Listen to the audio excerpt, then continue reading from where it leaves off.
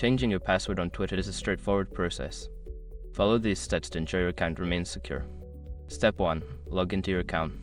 Open the Twitter app or website and enter your login credentials to access your account. Step 2. Go to Settings and Privacy. Once logged in, click on your profile icon or the More option in the sidebar.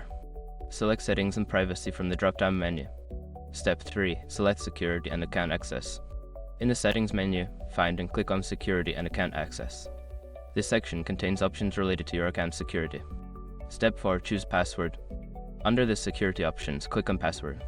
You will be prompted to enter your current password followed by your new password. Step 5. Save changes.